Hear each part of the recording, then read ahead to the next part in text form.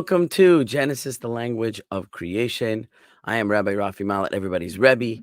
Thank you all for being here tonight. We have in the studio Trey Bishop, we have Avigail, we have in the YouTube live stream, we have Liz, we have B'nai Noach Hearts for Hashem, who says, Shalom, everyone. Thank you for your time, Rabbi. We know you're super busy. My apologies. I just rocked up to the house minutes before this broadcast. Just the weekdays are so full for me that, doing an 8 o'clock class is a challenge. And I'm sorry for not getting the word out. I try to send out a message well in advance, but just didn't have a chance to sit down in front of my computer. And I didn't plan it that way. It just keeps happening that way. So with your forgiveness. Tom Averna is here. Shalom from Colorado. Tim Flanagan is here. Hello, everyone. I hope you are well. Tim McMullen is here. Shalom to all. Spencer Miller is here. Shalom in the home. So let me just make a few announcements. We had some generous donations come in prior to this class. An anonymous donor donated a considerable amount for this series, and we thank that individual who wishes to be anonymous, but he knows who he is, and I know he's listening right now. And we also have here in the live chat, we have Tim Flanagan. We had a donation from Tim, and I'd like to thank him. Tim, I sent you an email asking if you wanted to make a dedication, so you can do that now live if you want to dedicate to anything or anyone in particular. And we also had a generous donation from Joel Dreyer, who I don't see. Maybe he's watching. Maybe he'll watch on the replay. And he said he wanted to dedicate his donation in memory of my father, whose Hebrew name is Yisrael Tuvia ben Eliezer. And ironically, I may have forgotten to mention his name the whole time I was speaking on his behalf last night. So it's a little ironic. His Hebrew name is Yisrael Tuvia ben Eliezer. So we have a few donations, and I'm very grateful to everyone who is supporting our Torah study. In addition, if you want to support us, become a channel member. The little membership fees really add up and help out. And also we have donation links in the video description if people would like to make a more substantial donation. And as usual, artscroll.com/Rebbe Rafi, REBBI to shop ArtScroll, and I will earn a commission from those sales if you choose to buy anything. So thank you for all of the support. Oh, Joel Dreyer is here. We want to thank you for your support of the channel and dedication to my father. Much appreciated. And Tim dedicates his donation in memory of his father, Charles Flanagan. May his memory be a blessing. Liza Sparks is here.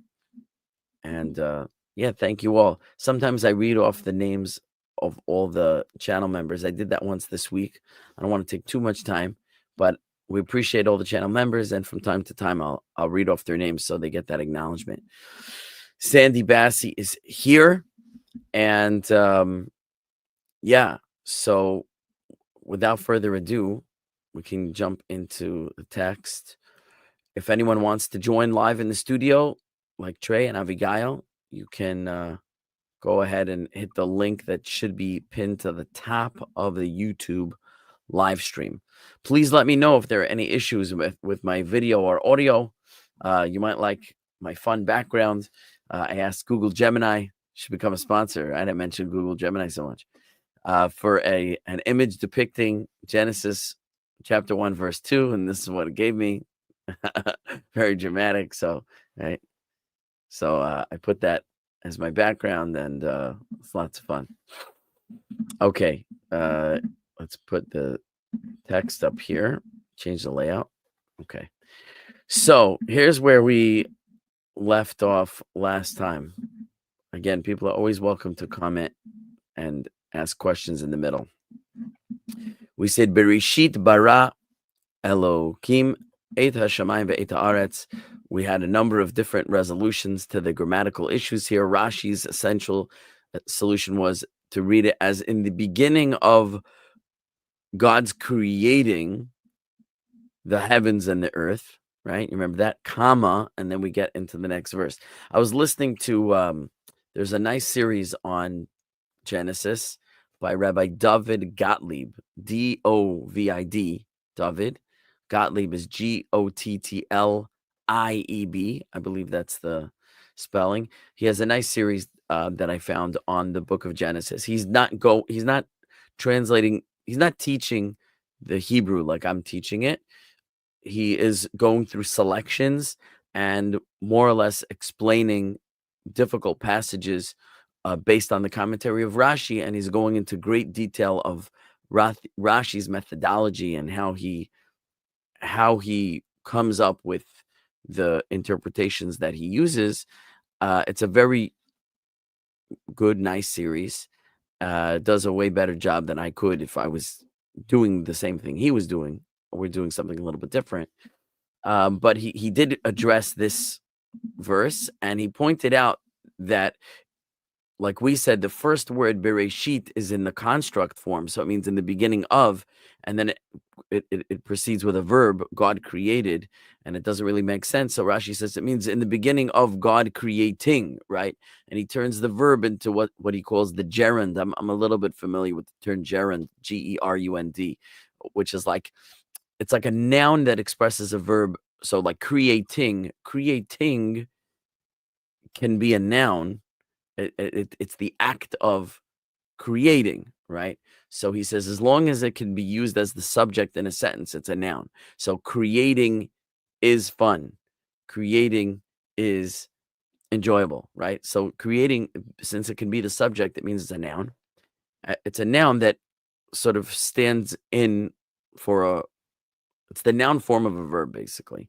So he says that's what Rashi was doing here was turning this verb into the gerund, but he said it's not unprecedented, and he pointed out other places in the Tanakh where we find very clearly that a verb is being used as a gerund, and it is preceded by a construct form. So the fact that Rashi does this over here is not such a problem. It seems to be somewhat consistent with other usages in Tanakh. So he demonstrates that this is a legal usage of verbs and nouns and constructs in this way, and it's really not so much an anomaly. It's only an anomaly at first glance, but once Rashi reorients your view to understand that it's a gerund, then it makes perfect sense. But what it does change is our typical understanding of the verse. In the beginning, God created. It's not in the beginning, God created. It's in the beginning of God's creating the heaven and the earth. And then instead of it being a period, in the beginning, God created heaven and earth, period. It's in the beginning of God's creating the heavens and the earth, comma. And what follows is the rest of the sentence, meaning verse 2 is really a continuation. We had other ways of reading it. In the beginning, we said that there could be an implied noun. In the beginning of everything, implied everything. And again, it's not unprecedented in the Tanakh for words to be implied in biblical Hebrew. And this is one of those cases where the noun that follows the construct can be implied. In the beginning of everything, God created the heavens and the earth, period. That was one way. And the other way we had it was that it's not a construct at all. And we found other incidents where the word reshit is used not as a construct. And it means in the beginning, God created the heavens and the earth. Those were essentially the three approaches. There's a gerund in the beginning of God's creating the heavens and the earth, comma. There's an implied word it's still a construct, and there's an implied noun in the beginning of everything. God created the heavens and the earth. And finally, it's not a construct. In the beginning, God created the heavens and the earth, period. Those are, I think we'll call three classic approaches to that verse. And that's just a reminder of where we left off. So now we'll get into the next verse. Any questions before we proceed? Sorry, I have a quick question. Yeah. If it's in the beginning of God's creating, Elohim is not in the possessive form, though, is it? It's not in the equivalent to an apostrophe S that we Oh, would. very good. So that meaning the gerund turning bara, he created, into the gerund, which Rashi writes out as biro. So then that gerund then becomes a construct. So that is the creating of God, not the creating of God in the sense of God being created, but the creating of God that is God. It is the creating that belongs to God. Okay. So in other words, great question, very sharp. So that gerund is also a construct. So in the beginning of in other words, in the beginning of the creating of God, that is the creating that belongs to God, God's creating the heavens and the earth. Does that answer the question? Certainly does. Thank you. Okay, fine. That was a really sharp question. Any other questions or comments before we go to verse 2? I think Sandy just illustrated why I really wanted this to be a group lesson. I knew people would have great questions like that I wouldn't think of. I think you mean Abigail, right? Oh, sorry, I thought it was Sandy. Abigail, right? Sandy's here, by the way. Hello, Sandy. Okay. And Sandy, you're welcome to join. You can pop in. But that was Abigail. Okay.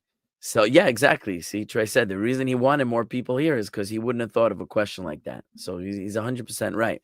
The Talmud says, I learned much from my teachers. I learned more from my fellow students. And I learned the most from my own students. That's a statement of, I believe, Rabbi Yehuda Hanasi says that. You learn more than from your teachers who are sort of giving you information, is, your fellow students that are inquisitive like you, but they have different questions than you. And then your own students who kind of force you to answer with their questions. So then that forces you to hone your own knowledge even more. So I learned much from my teachers, more from my contemporaries, and the most from my students, he says. So that this is a great illustration of that. Okay. I love this. Gives me a little halo effect. It's so cute. I'm just very amused by that. Okay, but that's what it is. Okay. Fine, I'm going to go ahead. So here we have the next verse. Begins with the word v'haaretz. So remember, haaretz, we already had here the land, right? And here it's v'haaretz. So all that is added is the prefix vav, which we also had over here in ve'et, right? So the vav, we said, means and. So we have and the land, or and the earth, okay? V'haaretz, and the earth. Hayata, okay, hayata, let's go with hayata. Hayata, let's start with the shoresh. Remember that every Hebrew verb has a shoresh, which means a root. The root verb will consist usually of 3 letters. Okay. Now we look at the word hayata over here. I'll just throw out, does anyone know what the shoresh, the root of the verb hayata is? If you know, let us know. So the root of hayata is the 3-letter root hey, yud, hey. Hey, yud, hey. And you could see 2 of those letters here. Now that I clicked it, it's going to open up the commentaries on the side, right? Yeah, there it is. So the hey and the yud over here are the first 2 letters of the shoresh. The 3rd letter of the shoresh, the 3rd hey, you are tempted to think is this hey over here, because after all, there's a hey. That is not correct. The hey yud hey shoresh, that final hey, is not here. This is not it. It's something else. Okay, where is the final hey?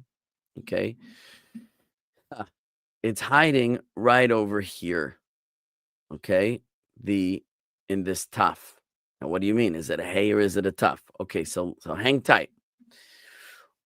I have a 3-letter shoresh, hey yud hey. So now just imagine, let's go back to bara. Okay, we're going to relate it to everything we learned before. Remember, bara, we said, means he created. It's the 3 root letters, bet resh aleph, and the 3 root letters with no prefix, no suffix, and the vowel pattern is an ah vowel pattern. Okay. So if we wanted to say he, now the hey yud hey shorsh means to be. Okay. To be. When it's in the past, it would be, was essentially for singular and were plural, right? So if I wanted to make the simplest verb form, which is the past tense, third person singular, he was, okay? How would I express that with the letters hey yud hey, based on what we learned before? He created as bara from bet resh aleph. So what would be he was, or right? What would be he was in with a right? How would you say he was? Go ahead. Haya. Haya, exactly. Okay, haya. So if I wanted to say he was or it masculine was, I would say haya. What's happening over here is that this is in the feminine. How do I know it's in the feminine? Because past tense, pay attention. You have to take your own notes. This is not like the other series. I'm not giving you the notes. You got to take your own notes. In the feminine, past tense, third person singular. Okay. So instead of he was, if I want to say she was, what I do is I add a suffix. And the suffix I'm adding is a kamatz hey. What is a kamatz? Look at the letter taf. Underneath the letter taf, I'll highlight it. Underneath the letter taf is a vowel that if I zoom in on it, I went too far. Here it is. If I zoom in, so the vowel, ignore the macaroni noodle over here. That means that's the cantillation. That's just it's like how you sing it and it indicates punctuation. We're not doing that. This like T shape, okay, is called a kamatz, and it's an ah sound in the modern Hebrew or Sephardic tradition. In the Ashkenazi or Yemenite tradition, it would be an oh sound, okay? So like in Sephardic Hebrew, this would be hayata. In modern Hebrew, they would pronounce it haita. As I mentioned, they kind of obscure many times the enunciated shiva, these 2 dots, which is sometimes an eh sound and sometimes it's silent. In modern Hebrew, they try to make it silent as much as possible for some reason. So whereas in a more traditional Sephardic pronunciation, this would be hayata. In modern Hebrew, haita. And in Ashkenazi Hebrew, this would be ha-ye-sa, okay?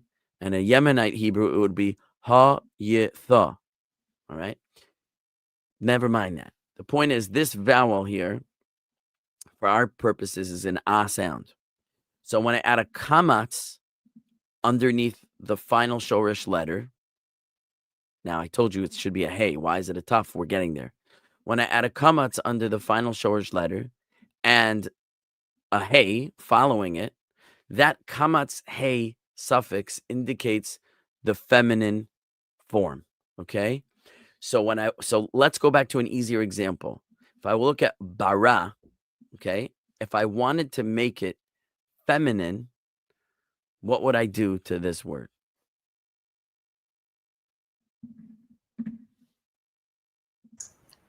Barata. I guess you You're- pull you're- the why are you putting a tough in there? Why? Who told you to make it a tough? Why are you making it more difficult than anything? I don't know, just a stab in the dark. Okay. I never told you anything about the letter tough. I said, if you want to make it feminine, you add the kamatz hey suffix. So here I have bara, make it feminine for me. So I see what you were trying to do. What you were trying to do is to say, you wanted to say bara'a, which is almost correct, because sort of like you see over here, when I put the kamats under the aleph, by adding a suffix, I have to actually shorten the vowel that comes before it. So this kamats here kind of gets shortened into a shiva, like over here. Okay. So what would be if I wanted to turn this feminine, I would say ba re'a, and the resh would get a shiva, the two dots. Okay. Ba re'a. So what I'm changing essentially is I'm putting a kamatz under the aleph and a hey at the end.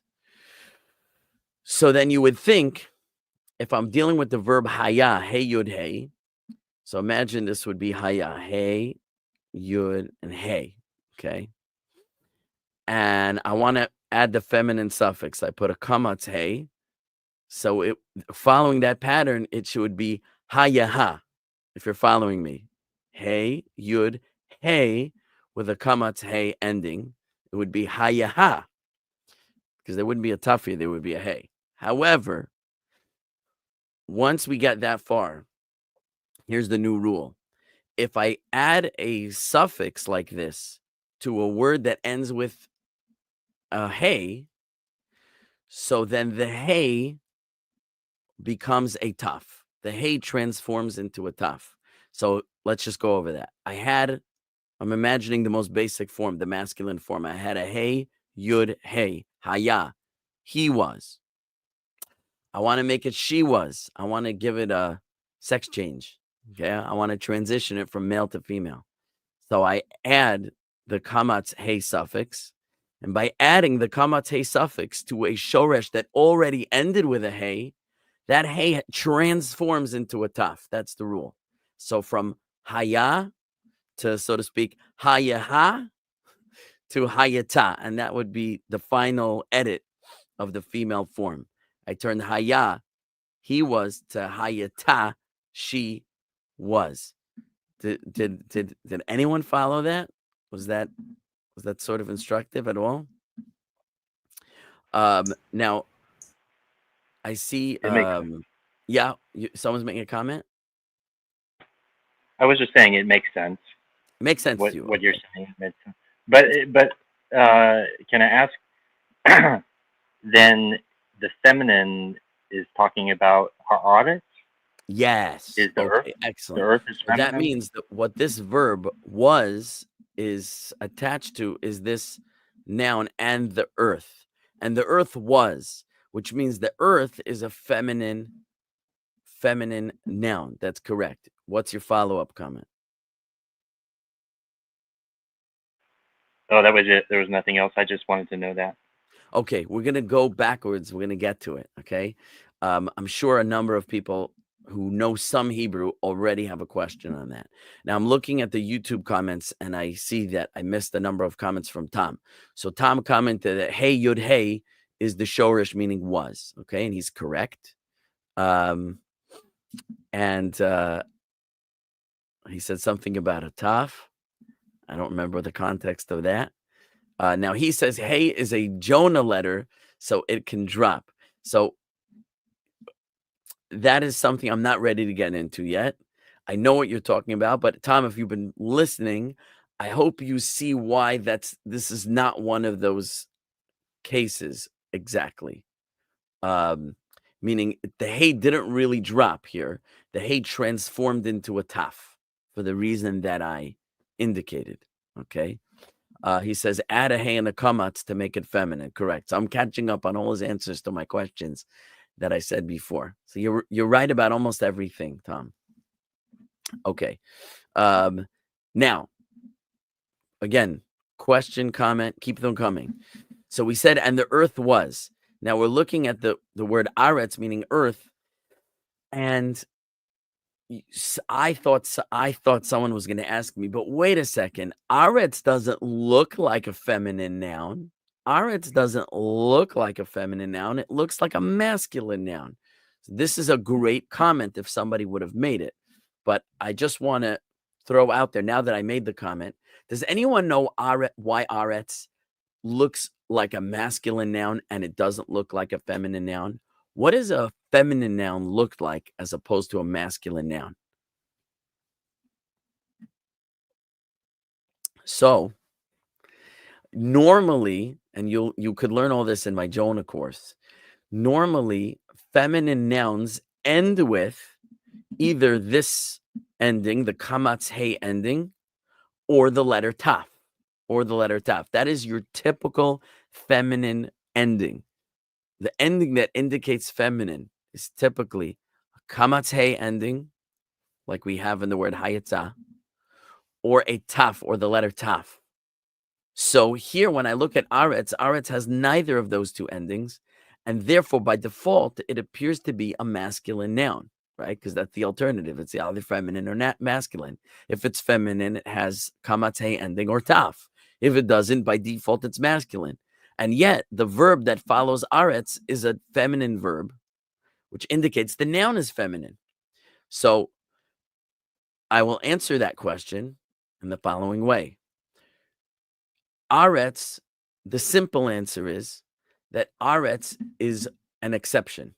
There are a number of nouns that are an exception to the rule that I just told you, that we see from scripture, that in general, the rules of grammar follow the rule I just told you.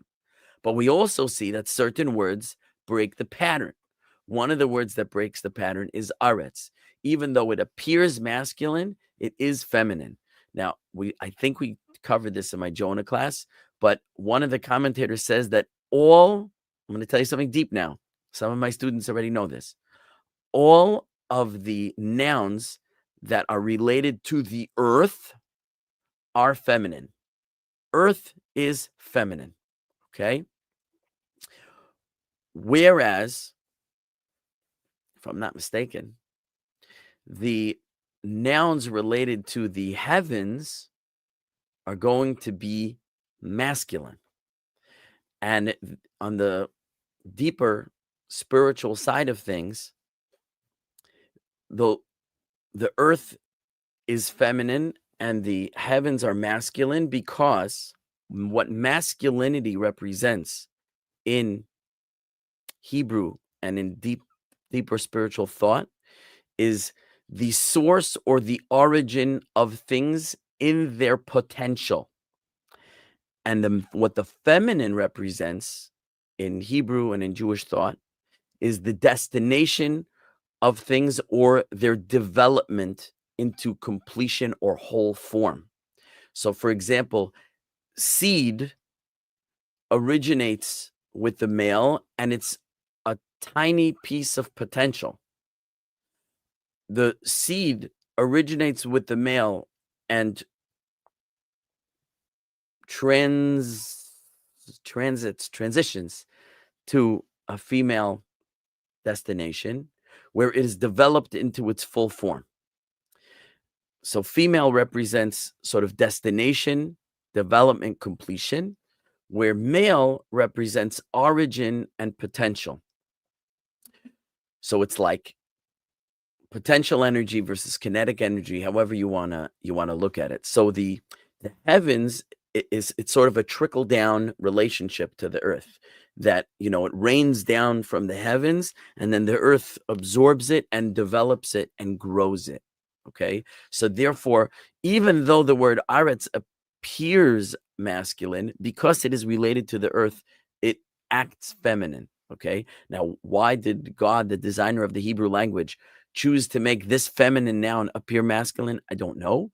But the concept is that all nouns related to the earth are feminine, whereas nouns related to the heavens are masculine. Okay. So where are we? Let's get back to the text. And oh yeah, Tom tells us that a feminine ends with a hey or taf. So not just any hey, specifically kamatz hey. Let me shrink this a little bit so it's not so bunched up on the screen. This is about 250% magnification. Okay. So the haaretz hayata means and the earth was. I hope that's clear by now. And the earth was. Great. And the earth was what? Tohu. The earth was tohu. Tohu. What in the world is tohu? Tohu is a very unusual word in Hebrew. And this is what we're going to encounter in the opening passages of Genesis, some very mysterious language. It's almost like as the earth is coming into development and things are not fully formed, and there's a whole lot of mystery in the brew of the primordial cosmos, even the Hebrew that expresses it is a very mystifying kind of vocabulary. So the word was tohu. I wish it was easy to translate tohu, and unfortunately it's not. And you're going to get an impression from these passages that like Hebrew is this crazy, wild, nebulous, amorphous language. And it really is not so. It's just these passages have a lot of it. So you're going to have to bear with me as, yeah, it's going to take longer to translate. It's going to take longer to explain. But it's not always going to be like that. It's going to be like that, particularly in these opening passages. So bear with me. It's not a small verse and it's not an easy verse. We just did the easiest part of the verse. Okay? And the earth was. That's about as easy as it gets. The earth was what? The earth was tohu. Okay? Now already it cheats for you, the Sepharia. Formlessness, confusion. Okay, let's not cheat. Let's go to an early translation, which we call the Targum.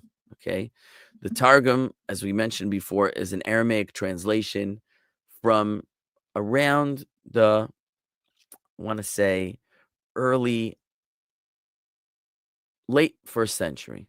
Okay, it was translated by Onkelos, who was a Roman convert to Judaism. He was the nephew of Titus, the Emperor Titus, who destroyed the temple.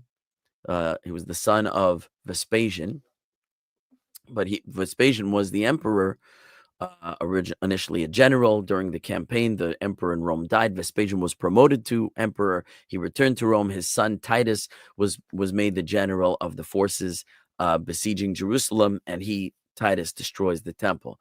His nephew, his sister, has a son named Onkelos. Onkelos converts to Judaism. Phenomenal story, not for now. He writes an Aramaic translation of the Torah, and here's what we have. Ve'ar'a, that means and the earth. Havat, it's very similar to Hebrew. Ve'ha'aretz hayata. Ve'ar'a havat, and the earth was, and then he says tsadia. Now tsadia in Aramaic means like desolate, okay? And the earth was desolate. Okay, so that's one view. I wanna give you sort of a few different angles so you can triangulate the different views into maybe a more informed picture. So let's take a look at the commentary of Rashi, the most classic commentator on the Torah. Now he puts the two words together, tohu vavohu. So we'll look at them together. The earth was tohu, whatever that is, desolate we have so far. Va-vohu. The vav is and. It was desolate and bohu. Bohu, another very bizarre word. It was tohu and it was bohu. So now that Rashi puts them together, let's just go back to the Targum and look what he says. Okay. He says tsadia, we said desolate, virekanya, and rekanya. Now, rekanya is very similar to the Hebrew word rake. Does anyone know what the Hebrew word rake means? I'll give you a chance. Anyone know rake? Now, I know there's a delay for the YouTube people, so by the time they answer, I'm not sitting here waiting for them anymore. The word rake in Hebrew means empty, okay? The earth was desolate and empty. Okay, that's a direct translation from the Targum. Okay, now we'll take a look at Rashi. I'm in the wrong place. Here, commentaries, Rashi. He says, tohu vavohu. He says, tohu lishon tema v'shimamon. That means tohu is a word that means they're related to tema. Tema means surprise, shimamon. It means like astonishment. Okay, the earth was in a state of astonishingness or surprised. So he says he elaborates. He says sha'adam tohei umishtomem. A person would be astonished. Al bohu shaba. He would be astonished over its bohu. He hasn't yet defined bohu, but the earth is in a state of so much bohu that the natural response of a person who would be exposed to this condition, he'd be in a state of astonishment. It's just sort of beyond comprehension, sort of an incomprehensible state, okay, because of its bohu. Now let's find out about bohu. We said in the Targum, bohu is emptiness. Sometimes you'll see translated as void, okay? A lot of us are biased by the translation, and the earth was sometimes, I don't know what translation you see, empty and void, chaotic, chaos. So we'll see. It's not so wrong. It's just how we get there is quite a road. Okay. Here he gives a French word. Rashi lived in medieval France, so he often inserts French words into his commentary to relate what he's trying to explain in Hebrew. And he puts in the Hebrew phonetics. It says something like "astor I don't know French, so I don't even know what that means. But whatever that means, it's something like astonishment. Okay. Now bohu. Here, bohu. What does Rashi say? He's Lashon Rekut Vitsadu. This is a word that indicates Rekut, or there's that word rake, right? Emptiness, Vitsadu, and desolation. So he puts both of those things, which the Targum said was Tohu Vavohu, was desolate and empty. Rashi inserts both of those concepts into the word bohu. He says the bohu means that it's desolate and empty. Which are rather similar. Something's desolate. You think of like a desert. It's desolate. There's just sort of nothing there. But the tohu is the astonishment. So I've seen some translations, and I feel this is somewhat correct. According to Rashi, the translation would be, and the earth was astonishingly empty, or astonishingly void. Okay. So everyone got that so far? So according to the Targum, tohu vavo means desolate and empty. But Rashi says, no, tohu means astonishment. It was astonishingly desolate and empty. He puts both words into bohu. Okay? Everyone got that so far? Liza says, a state of perfect entropy. So I don't know. Entropy means something's breaking down from a state of order to disorder. Unless you want to say entropy just means disorder. So what's interesting is we haven't really seen disorder, because disorder implies that there's a lot of stuff here and it's just not organized. But here it's almost like there's nothing here. It's so empty that it's astonishingly empty. And yet we're meant to understand that there's some creation here. But it depends how you understood the first verse. And Rashi told us last time, if you remember, Rashi says the verse is not indicating a chronological order of events, that first God created the heavens and earth, and then the earth was desolate and void.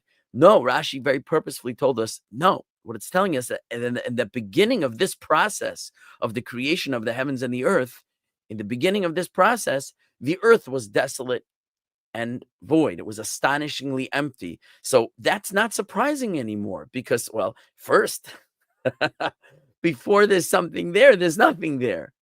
So the first verse isn't telling us first God created the heavens and the earth. He's saying in the beginning of the creation of the heavens and the earth, at first there was astonishing emptiness. There was a great nothingness.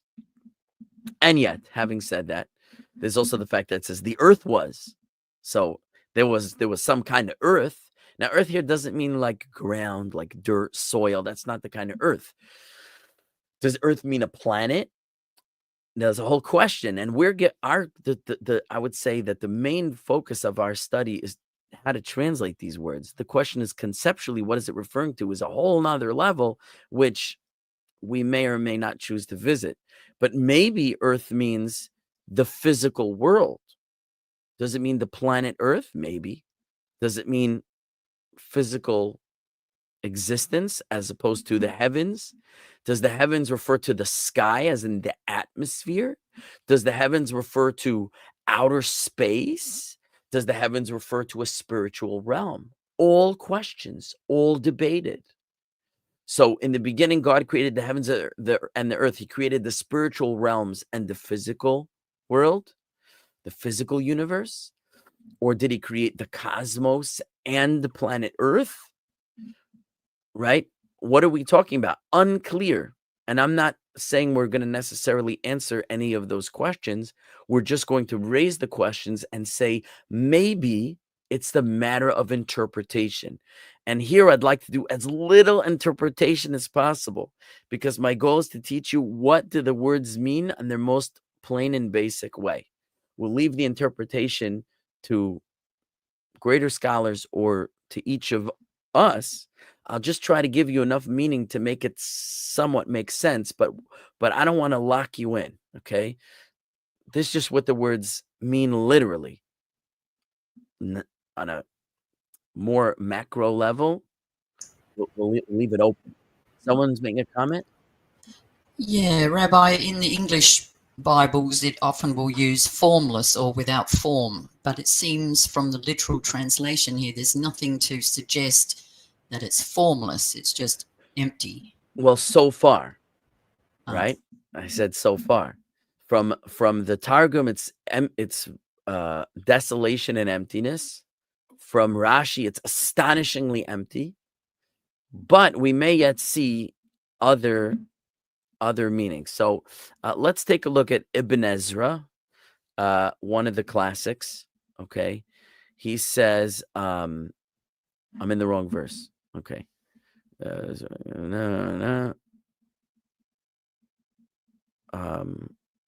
Okay.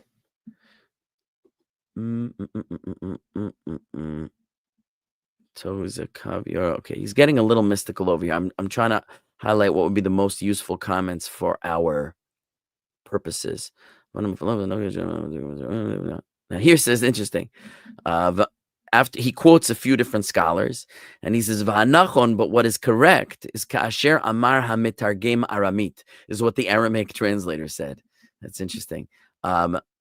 He brings a verse in the book of Deuteronomy that says "Uvetohu." It's in chapter 32, verse 10. He says "Uvetohu yelel yishimon," which means, and in tohu will yilel. Yilel literally means to ululate. If you know what ululating is this sound. You know, you hear like Arabs do it and Sephardic Jews do it. In the desolate uvetohu, and in tohu, yilel will ululate yishimon. Now, yishimon is very similar to the word Rashi used when describing tohu, of saying shimamon, which means that's like astonishment, right? But it could refer to a desolate place. It's also called shimamon or yishimon. So it's describing like when you go to the desert and you hear in the night the sort of the howling of the desert creatures, right? So it's the Yilel Yeshimon that in Tohu will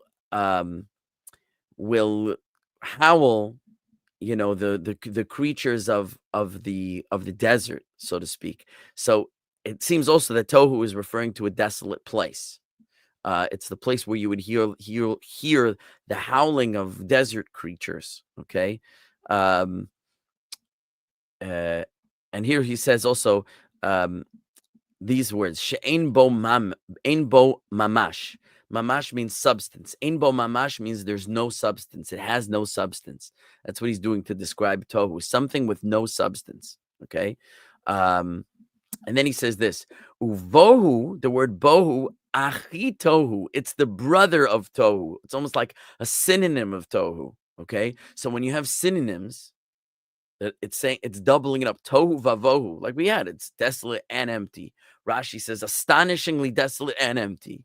So Ibn Ezra is not so far off from there. He's saying it's using two synonymous words. And in general, when in Hebrew, when words are doubled or repeated, it's for emphasis. So by saying, desolate and empty, tohu vavohu, it's stating just, it was like really, really incredibly, extremely desolate and empty. And that's maybe where Rashi comes from to say it was astonishingly desolate and empty, right? So all these different commentaries kind of sort of align on the same meaning. But I'm just looking if he says anything different. He says in the beginning of the creation, it's almost like Rashi. In the beginning of the creation of this rakia, which is the firmament or the sky, v'hayabasha, and the dry land. He says, Lo hayaba aretz yishuv. There was no yishuv, there was no settlement on the earth. And he says, Ki hayata mechusa b'mayim, because the earth was covered in water, as we're about to find out. We're about to hear later in the verse. So he is learning that it's literally talking about the earth itself, the planet Earth. And empty and desolate refers to the fact that there was no settlement on earth. There was no potential yet for settlement on earth. This is a very relevant comment because why? It was covered in water. So it was tohu vavohu, it was desolate and empty of settlement, which means this is very, very profound. That already the Torah is introducing to you sort of in the opening stages of the creation that there is an end game here. We had that also last time, the Bereshit, that God has the end thought from the beginning, and that's going to be sprinkled throughout. So the Tohu Vavohu, but there was an earth over here. We're about to hear in the rest of the verse, there was water covering the land. There's an earth. But what's the desolation and the emptiness? It's desolate and empty from settlement, meaning already from before there was a settlement, there's a plan. There is a goal that there should be human settlement on earth. And yet at this stage, that did not exist, nor could it exist because of the condition that the earth was in. And so that's like the contrast of the astonishing desolation and void. What's so astonishing about it in contrast to what the picture of what the earth should ultimately be is or begins with. At this stage, it was just so opposite of that, because yet there was no ability, opportunity, potential for settlement, as the Ibn Ezra says, because it was covered with water. So that's the desolation and that's the emptiness. And this is going to be very relevant as we proceed in the verse to solve some of the other mysteries that occur. Okay. And then he says this. Okay, well, maybe I'll leave that out for now.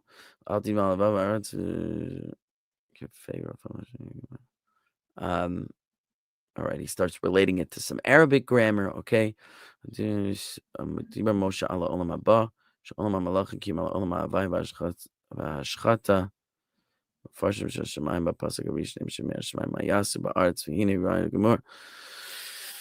pardon me while I just look over his comments.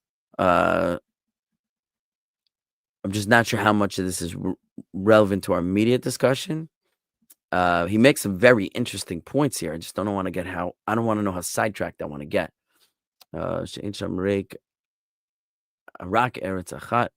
Okay, he's going a little off the rails over here, just quoting other interpretations that he disagrees with. Okay, that's Ibn Ezra. Fine. Now, I'm trying to think. I saw other commentaries who said things that are an alternative to this, that a number of them say that I really want to bring out. So just give me a second to peruse the commentaries to remind myself where I had seen these other comments.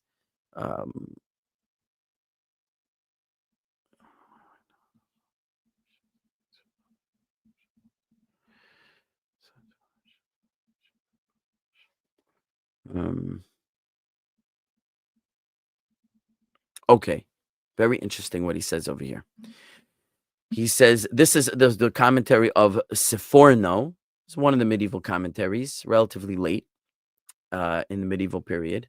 He says that initially there was one chomer. Chomer means substance. There was a singular substance in creation, okay? That from this substance, everything will emerge, okay? But this substance, now what he's saying right now is very similar to what Ramban says, Nachmanides. The reason I didn't go directly to Nachmanides is that he doesn't comment directly on verse 2. He comments on verse 1, and his comments on verse 1 are very, very lengthy and essentially include commentary on the next several verses, and to sort of scour through that to find the comments relative to this verse, I thought would be rather challenging.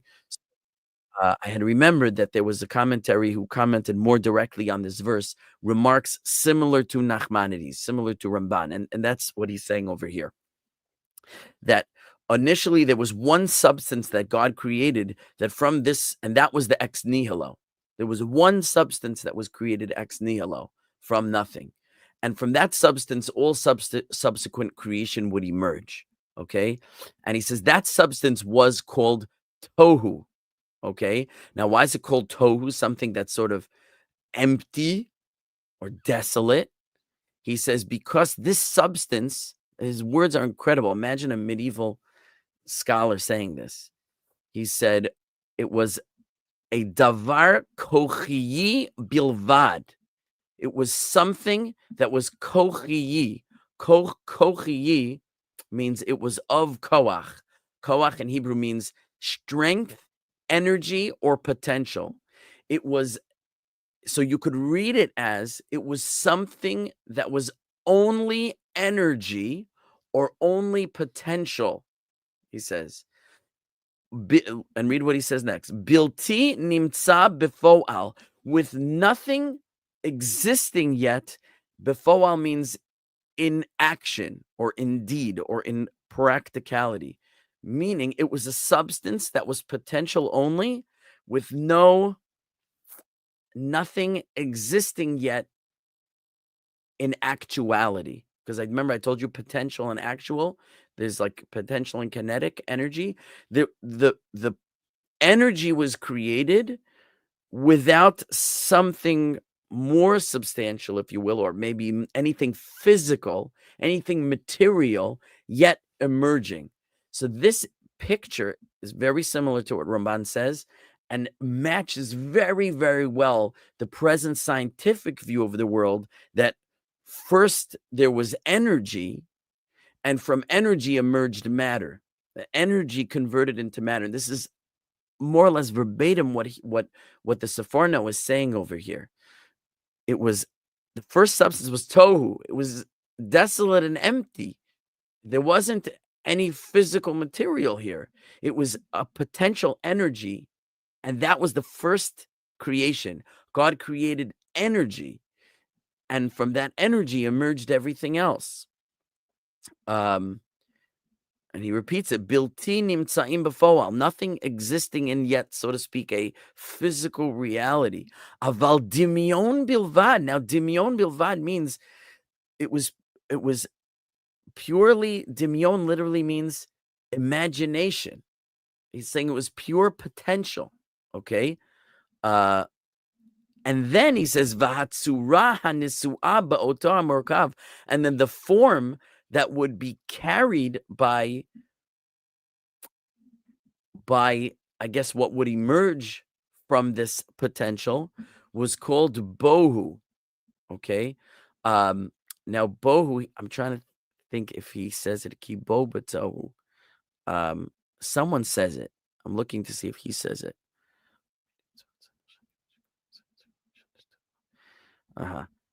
Okay, he doesn't say it openly. Someone else says it. I need to find it. Bear with me. Some other commentaries say this more explicitly. Can I find it? I'm looking to see which one I might have seen it in. A lot of commentaries here. Hadar Zakanim, Hakatava, Kabbalah, Hamekdavar. I feel like maybe Rabeinu Bechayei. Is it Chizkuni? I know what I want to say. I just really want to show you the commentary. I want to show you I'm not making it up. It's very important to me. Okay, he's saying something different. He's saying something more like the Ben Ezra, that it's talking about planet Earth and its lack of potential for human settlement. So that's one avenue. Okay, but I want to highlight this other avenue that sees it more as the birth of the cosmos itself.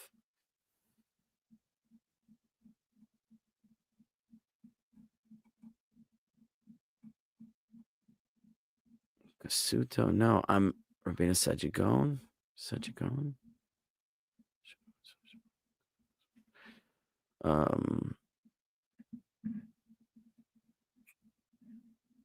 Okay, no, that's not it. I think it's Bechayei. Here, he says it. He says, the land was tohu and bohu. He says, this is substance that she'ein bo mamash. Ramban says these words as well. Ein bo mamash. And we saw this. There's no mamash. Mamash means like a tangible substance. It was a substance with no tangible quality to it. And he says, Ve'ein Hashem nitpasbo. Ein Hashem nitpasbo means there's no name. There's no name that could be ascribed to it. It's sort of indescribable. It's so ethereal that it cannot be described with words. And so he says it's similar to the language of the sages when they use the word toheh, which means when a person is, like Rashi said, astonished by something, he doesn't have words to describe it. He's sort of astonished into silence, like, I can't even express what I am seeing, right? There's no expression for it. That's why it's called tohu. That if a person would try to name it, he says, he would be at a loss of words. Okay, he would try to think, maybe I could call it this. No, that's not quite right. He would keep groping for words to use to describe it. And he says, "Lefi shelo lavash tzura she'it pas ba'ashem," because it doesn't yet have a form. So here, someone who commented that people translate it as formless, that is not without basis, because that's what he's saying. There's not yet any form that can be described. Okay. And he says, so in the Torah, this is called tohu. And he says, in the language of the philosophers, which is basically Greek, he says it's called hiyuli. Hiyuli. The Ramban says exactly this. Now, hiyuli, I don't know Greek, but we could certainly see that helium and helios is related to this. And I believe in Greek philosophy, hiyuli, this idea of hiyuli is sort of that primordial substance out of which all of the universe is formed, which is why helium, which is this tiny atom, is named that way because of its sort of it's such a small light atom that it's sort of like the lightest of all substances. But here we're not even talking about something physical, but similar words in philosophy apply to it.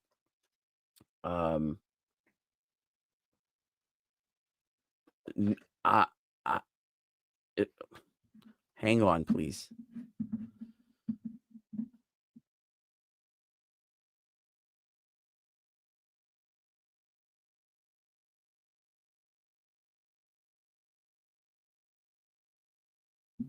Hi. I'm home with my families, and my wife is not, so I have to deal with the kids. Sorry. Okay. So, what was I saying? Oh, yeah. So, okay, now he goes on to bohu. He says, bohu, he says that hu hatsura hanilbeshet lachomer. Bohu is the form which is literally, he says, clothed onto the substance. And v'himila murkevet, and this is a compound word. He says bohu is a compound word. Bo-hu. Bo means in it, and hu means it. So it's like bohu, it is in it, meaning this is the form that characterizes the substance of what it is. I'm not available. No. I'm not available right now. Sorry. So it's a compound word, bohu. It's sort of like it is in it.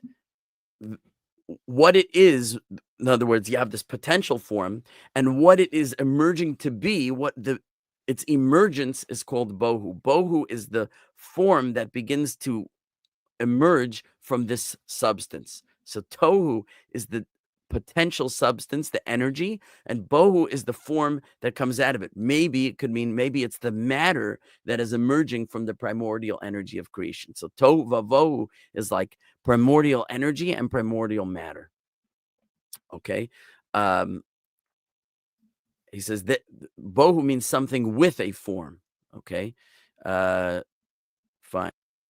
I think that's the extent of the essential comments I wanted to make about tohu vavohu. So let me summarize and we'll call it a night. I know there's most of the verse left, but again, like I told you, these verses are going to be the most difficult.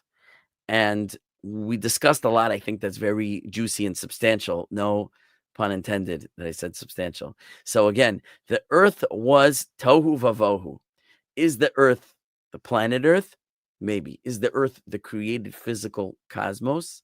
Maybe, right? So if we go the route that the earth is the physical planet Earth, okay, it was empty and desolate, means it was not yet prepared for settlement, okay, which already is foreshadowing to you that is the goal, that is the purpose of the creation of earth, is for the settlement of human beings. Okay, we are the goal, and it's already been set into place from the beginning.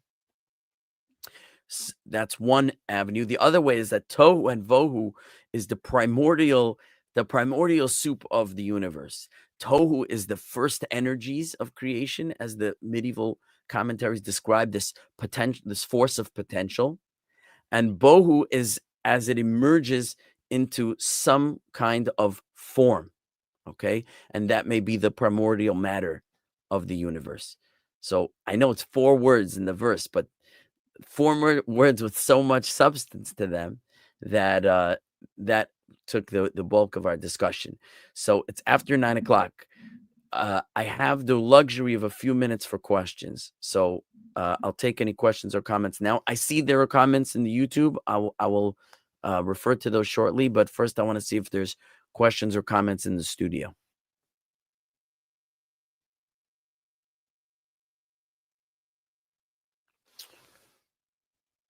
Okay, so I want to also just rewind it to remember the first verse. We essentially had 2 approaches to what the Bereshit is, what the beginning of creation is. Is it the beginning of everything? And in the beginning, God created the heavens and the earth, and we are talking about sort of like the story of the creation of the cosmos? Or is it in the beginning of the creation of heaven and earth, the following, right? And then we're not talking about what happened first, what happened second, what happens third, but somewhere in that process, we're going to describe something that happened, right? Somewhere in this process, the following, right? As opposed to, here's what happened in the beginning, God created. And then you see in the second verse, some are already jumping to the planet Earth and the state of desolation on Earth when there's no potential for settlement yet because there's water and whatnot. Or are we talking about something that's more like the beginning of the cosmos with the energies of creation and the first matter, right? So there's sort of 2 avenues of thought in reading and interpreting this text that emerges when we see the different perspectives of the commentaries. So I hope everyone's appreciating that. Okay, so we got a little bit of grammar and we got a little bit of conceptual stuff. But like I said, tohu and vohu, these words are going to come up so rarely that, the lesson on those two words is not much of a lesson in the Hebrew language because it's not going to apply to too much more. Really, Haaretz Hayta, Hayta was the more substantial grammar lesson that's going to pay off as we go forward. So Tama Verna says, reminds me of Mark Twain's comment about Israel when he visited. So you have to remind me, because he says he's like a speck. Israel's like a speck of dust in the cosmos, or something like that, and yet his impact on the world. Huh? He basically said it was desolate. He said it was just desolate. Who said it was desolate?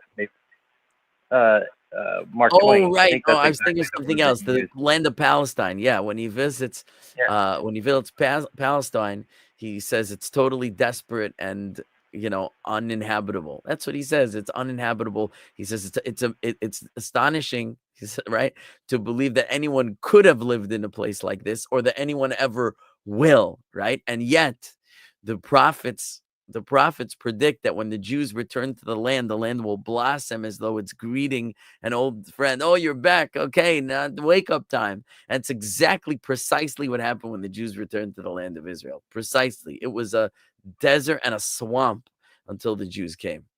So that's the comment. I thought you were talking about when he talks about the Jewish people, but you're right. He talks about the land of Israel versus there's a comment Mark Twain's about the Jewish people, that they're nothing but like a speck of dust in the cosmos in terms of their smallness, and yet their impact on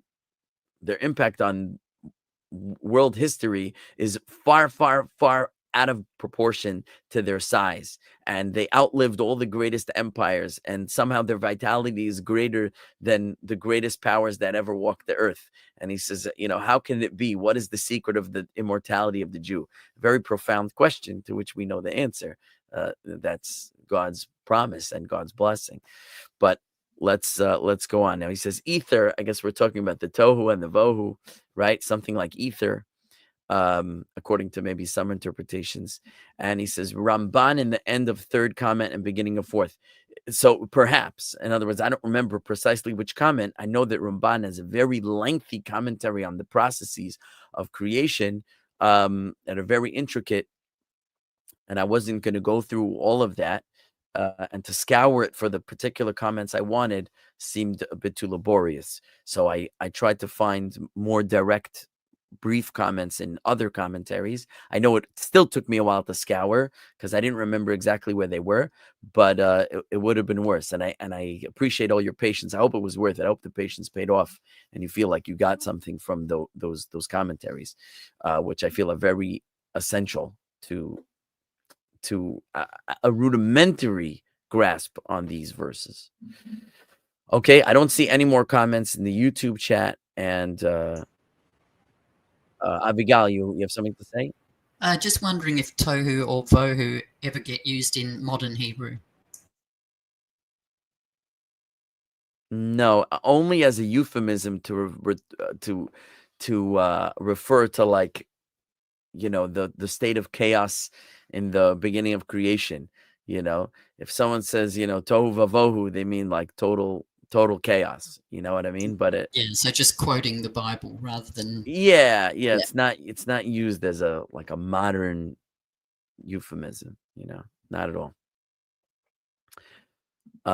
Liz says your enthusiasm is contagious. Okay, I guess because I'm excited, you're excited. It helps. It definitely helps. Okay, thank you for joining me tonight. I'm gonna go tend to my family, and appreciate your attendance and your attention. I really hope these lessons are delivering value, and God willing. Okay, next week it's going to be Passover. We will not have a class. The week after, however, I have to think when Passover ends. Starts Saturday night. Sunday is the first day of Passover, and it's 8 days. My math isn't good, which means it's going to end Sunday night the following week. So by Monday, I'm going to be coming home from my Passover destination, and Tuesday I should be settled in enough for a class. So not next week, but the week after we'll meet for the next session. So everyone have a happy holiday, if you celebrate Passover, should be, as they say in Yiddish, Aziz and kosher Pesach, a happy and kosher Passover to you all. Be well. Thank you. Thanks again, Trey, for making this available for all of us. Thanks for the sponsors and donors. Thank you so much. You're welcome. Well, I can't say we're welcome for them. I also thank you. Thank you to the sponsors, the donors, and Trey for your encouragement to bring these teachings to a public audience. All right, good night. Good night, all.